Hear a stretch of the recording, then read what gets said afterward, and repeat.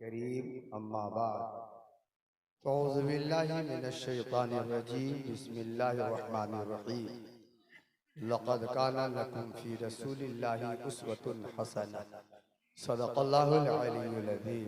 दुरूद शरीफ पढ़ें। अल्लाहुम्मा सल्लि अला सय्यिदिना व शफ़ीइना व मौलाना मुहम्मदिन बारिक व सल्लिम सलातो व सलामुन अलैका या रसूलल्लाह सल्लल्लाहु तआला अलैहि वसल्लम। हज़रात, हर साल की तरह इस साल भी उसका मतलब है, माना है कि बेशक रसूलुल्लाह की ज़िंदगी में तुम्हारे लिए बेहतरीन नमूना है, खूबसूरत नमूना है।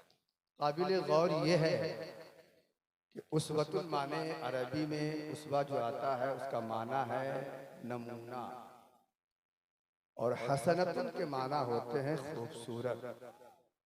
ये नहीं कहा कि बहुत अच्छा नमूना है इनकी जिंदगी, बल्कि ये कहा कि बहुत खूबसूरत है। उसवतुन के साथ हसनतुन की कैद लगी है।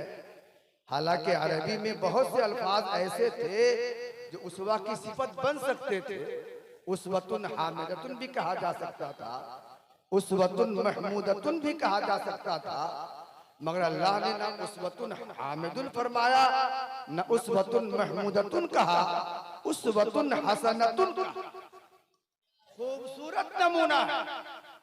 कुरान है ये कुरान, और हर लफ्ज हिकमतों का दरिया अपने अंदर समो के रखता है।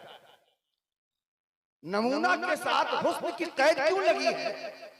वजह यह है कि हुस्न एक ऐसी ताकत है कि जो ताकत कहीं झुक ना सके उसको हुस्न के पास ले आइए, उसको झुक जाना पड़ता है।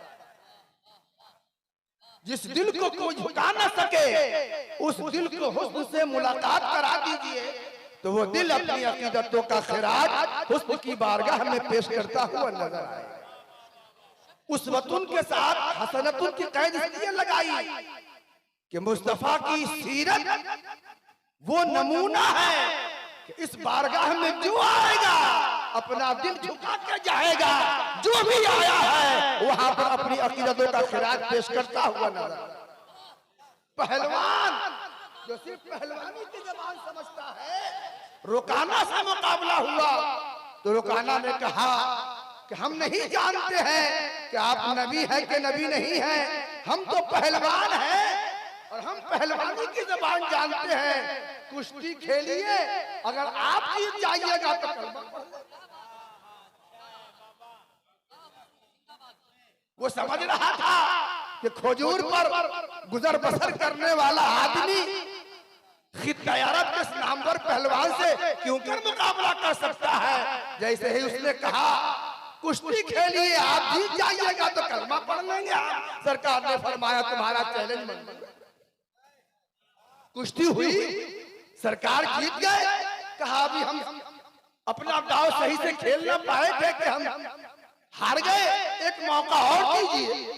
दूसरा मौका सरकार ने दिया, उसमें भी हुजूर जीत गए। कहा एक मौका और दीजिए। तीसरी मर्तबा कुश्ती हुई, फिर वो शिकस्त खाया, सरकार जीत गए।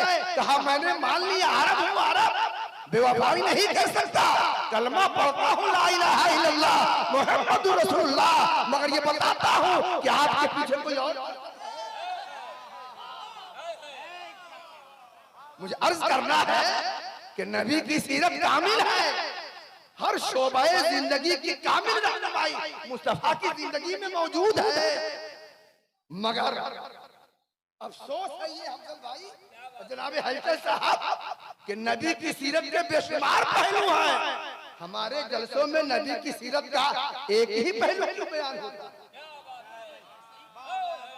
और वो पहलू सिर्फ जंगों के हवाले से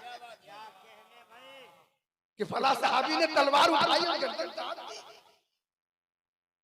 इस्लाम में जो जंगें लड़ी गई हैं, आप याद रखिए, वो जंगें इक़दामी जंगें नहीं थी, वो सारी की सारी जंगें दिफाई जंगें।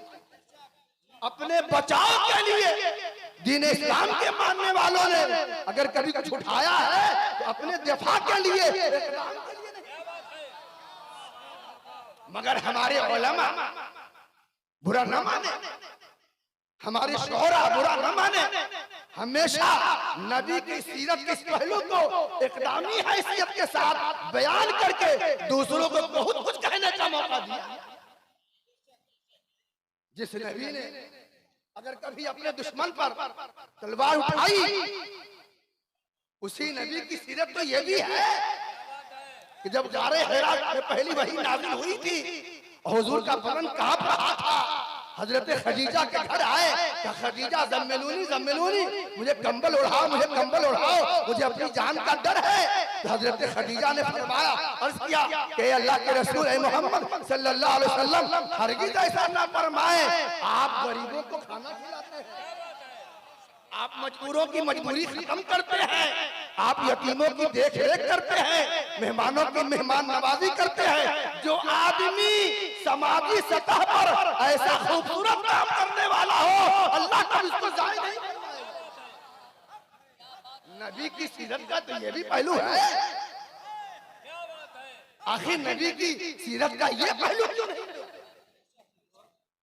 हजरत हमारे फारूक के जमाने में एक ईसाई भीख मांग रहा था, बदन में उसके बर्स का दाग था।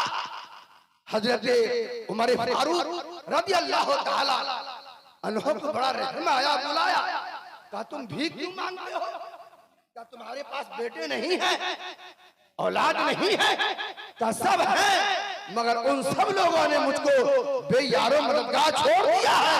उमर फारूक रज़ी अल्लाह ताला अन्हु ने ये कानून जारी कर दिया कि जो भी हमारी ममलकत में मजबूर है, गरीब है, बूढ़ा है, उसके लिए वजीफा जारी किया जाए। हमारे दीन का पहलू ये भी तो है, नबी की सीरत और उनके सहाबा की सीरत का पहलू ये भी तो है। आखिर हमारे इस वजह से नबी की सीरत का ये पहलू क्यों नहीं बयान? मैं अर्ज करना चाहूंगा कि नबी की सीरत कामिल है, जिंदगी के एक शोभा नहीं है, सिर्फ इस्लाम में जंग ही नहीं है, इस्लाम में अखलाक भी है, मरौवत भी है, मोहब्बत भी है, उल्फत भी है, रवादारी भी है, आपसी रवादारी भी है, भाईचारगी भी है। अजीजों दोस्तों, पैगंबर की उन सीरतों को लाइए।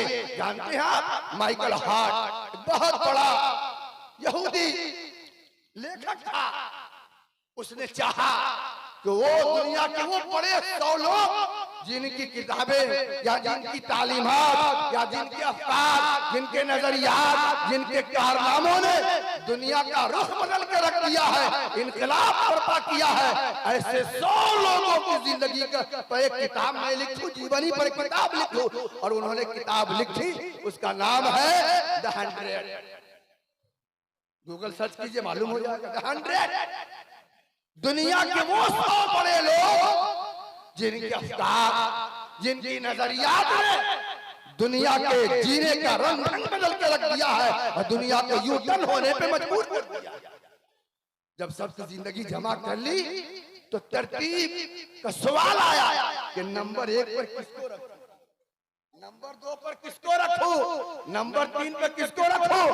सबकी जिंदगी खंगाली और इंसाफ के साथ उसने फैसला किया कि अगर नंबर 1 पर कोई शख्सियत रहने के लायक है तो मोहम्मद रसूलुल्लाह सल्लल्लाहु तआला अलैहि वसल्लम की जात गिरामी है। मगर चूंकि वो यहूदी था, उसे इस बात का डर था कि कल होकर हमारी कौम पूछेगी कि अगर तुमको किसी को एक नंबर पर रखना ही था तो यहूदी होने के नाते हजरत मूसा को रखते और ईसाई होने के नाते हजरत ईसा को रखते, तुमने मोहम्मद रसूलुल्लाह को क्यों रखा? कहा मैंने उसका जवाब लिख दिया है और जवाब देता हूँ। हजरत ईसा अलैहिस्सलाम ने भी दुनिया में इनकलाब बर्पा किया है, मगर उनका इनकलाब जिंदगी के एक पहलू। हजरत मूसा अलैहिस्सलाम ने भी इनकलाब बर्पा किया है, न्यूटन ने भी इनकलाब बर्पा किया है, केपलर ने भी इनकलाब बर्पा किया है, गैलीलियो ने भी इनकलाब बर्पा किया है, मगर सबका इनकलाब एक पहलू और जिंदगी के रुख पर है। वही शख्सियत है मोहम्मद रसूलुल्लाह जिनका इनकलाब जिंदगी का पहलू का इनकलाब। अगर वो नबी पल भर में फर्शे ज़मीन से अर्शे बरी पे जाते हैं तो दुनिया को ताज्जुब नहीं होना चाहिए। जो सबसे बड़ा है वो सबसे बड़े की बारगाह में अगर गया है तो कोई नई बात नहीं है। आदम आए थे और हजरत ईसा गए थे, मुस्तफा वो है जो आते भी हैं और जाते भी हैं। सलाम।